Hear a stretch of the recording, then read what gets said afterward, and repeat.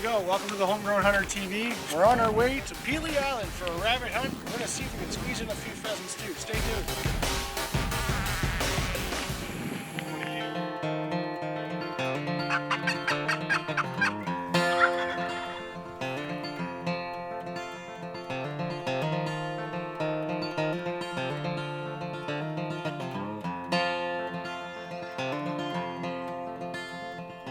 Wake me to the morning, breaking through the clouds, with the loons a-singing, echoing their sounds, black and white ensemble, telling of what may. I'll be here to the end of my high days, crisp on the water, soft in the sand, rocky on the shallow shore, with critters on the land. The windswept waves are coming, breaking every wave. Yeah, I'll be here to the end of my high days.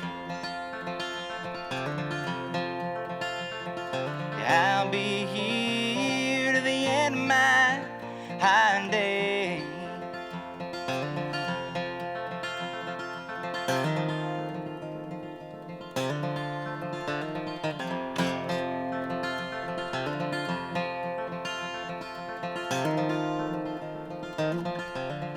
Welcome to another great season of the Homegrown Hunter. When most people think about Pelee Island, they're thinking vineyards, cottages, or summertime fun, or even pheasants for that matter, because they're well known for their pheasant hunting. But that's not all. They've also got turkey and rabbit, and on this case, I'm taking friends with me and we're flying into the private airport so we can get onto some private land and do some rabbit hunting, because they've got lots of them.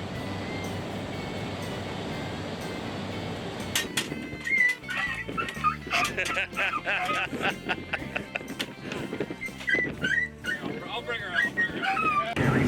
Here we go, rabbit hunting. Lilly dog ready to go. Good girl, Lily. Good girl.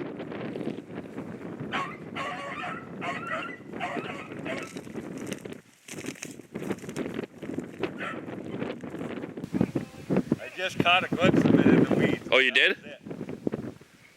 Yep, I see it. It's up here, up here, up here. See it? Coming out.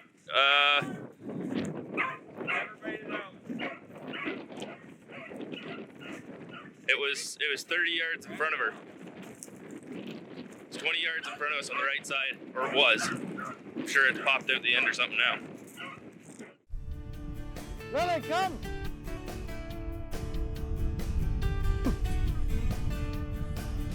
Good girl. Get in there and get him. No, this way. This way. Good girl. Keep going that way. Good girl. There you go. Go get him. Where is he? Hunt him up. She's whimpering. She's whimpering. There he is, right there. Ah! I got him. I got him on the first one. I shouldn't have shot the second, but. What's that? What's that? Good girl. That's what we're after, hey? That's what we're after. Hey, let him go. Off, off, hey, off. You and I make a great team, don't we? First one of the day. Good girl. Homegrown Hunter TV is brought to you by Rack Stacker, Canada's leader in big game attractants. Campbellford Chrysler, a small town dealer with a huge inventory. Huckabones Equipment, Ottawa Valley's Kubota dealer. Bishop Lake Outdoors, First Place Trailers. Kent Cartridge Canada. Nature of Design Signs and Graphics. Woodland Mills. And these other fine sponsors.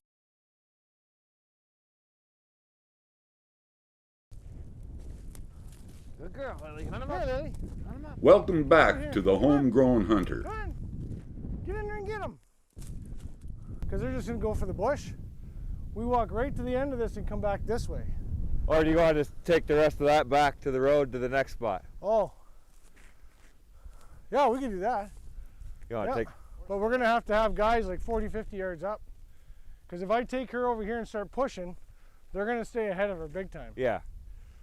Good girl, Lily. Good girl. Yeah, good girl. So what if we go to this fence line, come this way to this bush line, and then we'll cut right across? Because I think that would be good. That looks dirty. Okay. We can. Okay. This week's tech tip is brought to you by Banks Outdoors, distributed in Canada by Rackstacker. If you're new to rabbit hunting, I highly suggest getting out and having some fun. It's a great thing to do after the new year. The deer season's put to bed. There's not a whole lot to be done. However, in southwestern Ontario, Pelee Island is the place to go. With lots of understory cover, lots of fence lines to work, the landowners are fantastic to work with. Hey, see the hole where they go in right here? Pretty obvious.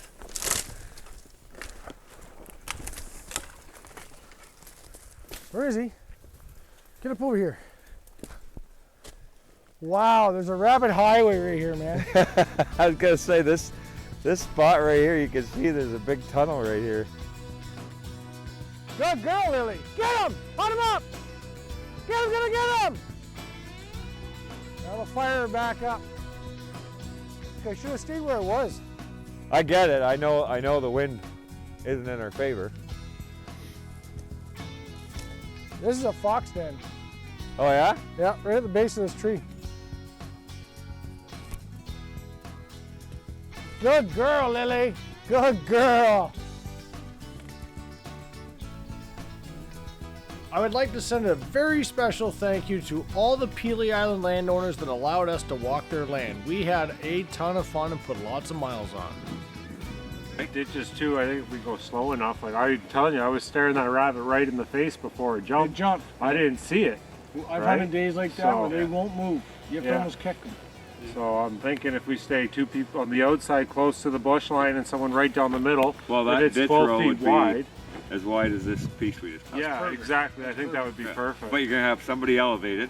Remember how it was up on top and down to the grass in the bottom? Are you talking about the one that was right beside the dike? Yeah. Oh, you made me walk through that one last time. That wasn't fun.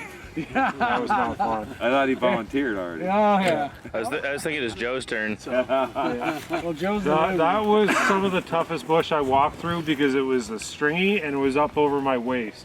So it's not like I could lift my legs over it. I was just like going like this, trying to get through it. No, it's thick. But I'll walk it again because You're the youngest. True. Ty's the youngest.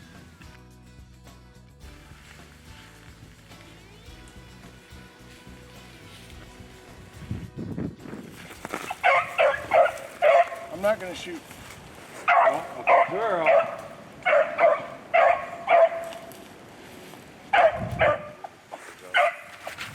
You got treats in your pocket? I left them in the fucking truck. Good girl. Yeah, I was going to say, because if you scare something out, call her back and reward her, right? Good girl. I think if I'm going to start doing it at home, like literally dressing like this. If you're curious about Lily, she does have a weird shape to her, and that's because she's got basset hound in her. She's not a purebred beagle. She stands 13 inches at the shoulders. Her mom was a beagle basset, and her dad was a purebred beagle, which makes her perfect for getting into these holes. Work it, baby, work it.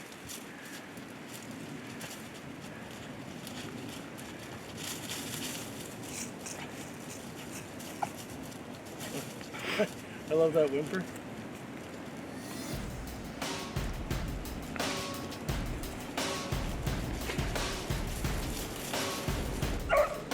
Okay. It's a different time. Hit him again! You hit it? Looks like he slowed down. Looks like you hit him. Right, get him. There you go. hit. Let's get dog on it, eh? Lilly, come! Show me, Joe. There we go! Nice shot.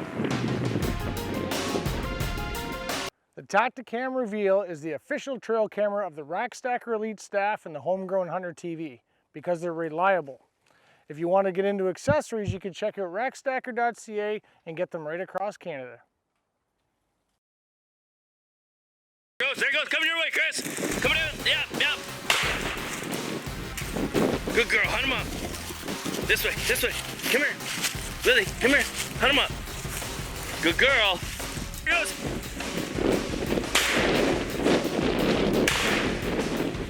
Good girl, Lilly. Did you get it, Chris?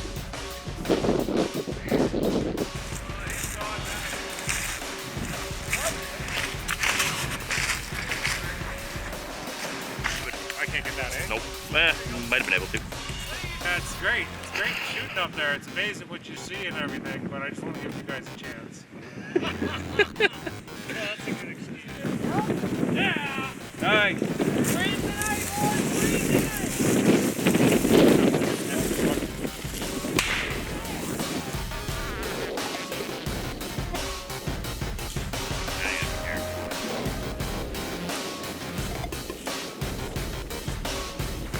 Well, if I do a face plant, guys, you got the camera rolling?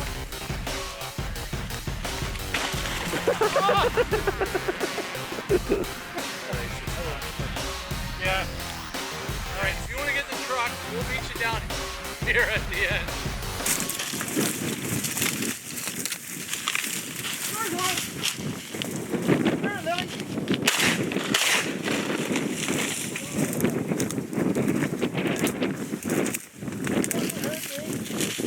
You've done that a lot this week. I didn't see it, but I You want to help up? Good girl, Lilly. What is that? Good girl. What do you got? Hey, what do you The rabbit's right there. It's dead. Good girl. Oh. That's a pretty good shot, eh? Oh, look at that. I shot him right in the earlobe. Oh, good girl. What'd you get? What'd you get? Eh? Nice shot. Oh, Yeah, I still see it. Good girl, Lilly. woohoo! Double power.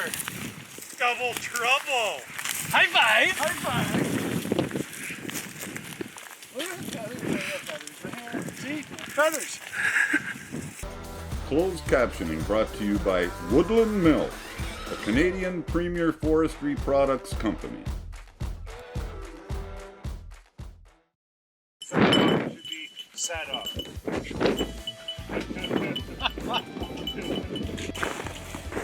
What are we doing out here today, Wazzy? Freezing. It's not that bad actually. It's only about, I think, minus 23 today. We're out on a rabbit hunt. We're by Windsor now. Just finishing up our trip off Pelee Island. Hoping to get a couple more before we head home for the day. So we'll see what we can pull out here in the next hour or two. Got 2 dogs running today. We're a nice little rabbit habitat.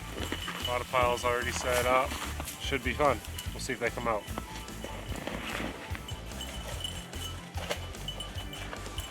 You really pulls the piles apart, eh? Well, right there, a couple of years ago, the dog wouldn't leave that pile alone, and they ripped it right apart. And the rabbit stuck, and then finally they got like the last piece off. They could see the rabbit, and then it took off running. Really? What? Hey.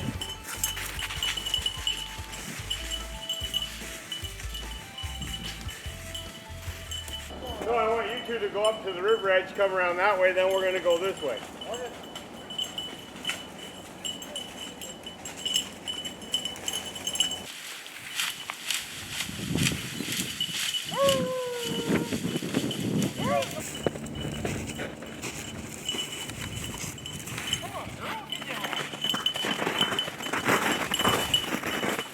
Going down? Looks like it. Storm's just getting used to you jumping him so she can chase him. Over here. Yeah. Here, just stands on the outside, waits for them to take off. Yep. Come on. I get to go after them, and you guys shoot them, and you guys say good job and give them to me. There's just a little bit of a flat. Hey, come here. Flat spot down here. If you guys want to spread out like from here to the fence, and then we'll push this all. Go back in. He's back there. I can see him. Good. Come on. Here he comes.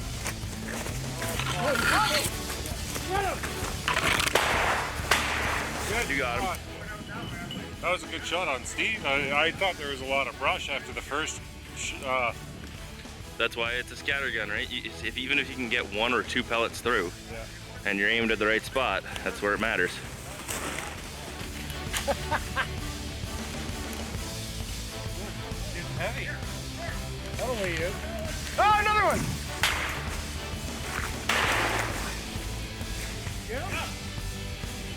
I took 2 shots of the last one. Maybe it was the first shot out.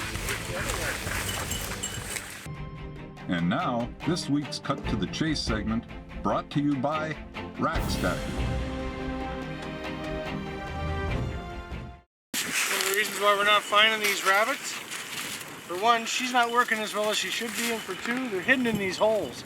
You can't get them out of the holes, but we're getting a few of them. Keep working hard. In my humble opinion, there's no better exercise than going rabbit hunting in the dead of winter. You get to go out and make a pile of noise, you're jumping on brush piles, you're getting lots of fresh air, you're getting lots of laughs with your buddies, you get to carry a gun, there's all kinds of good things that can happen. At the same time, you just never know what you're going to run into. What's going on with him?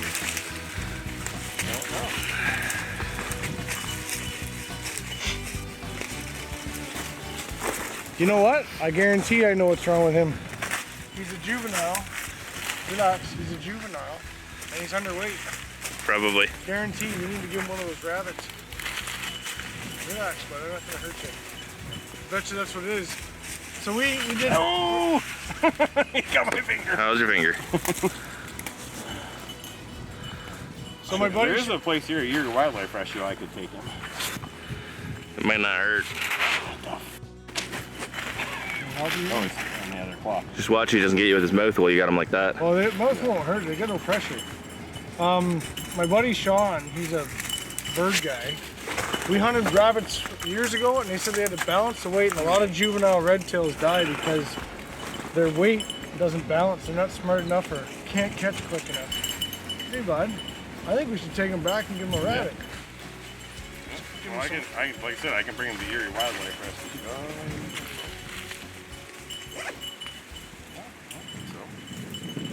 Again, fine line. So if you give a bird 6 ounces and it's very fatty material, they'll put too much weight on, they get lazy, they won't work.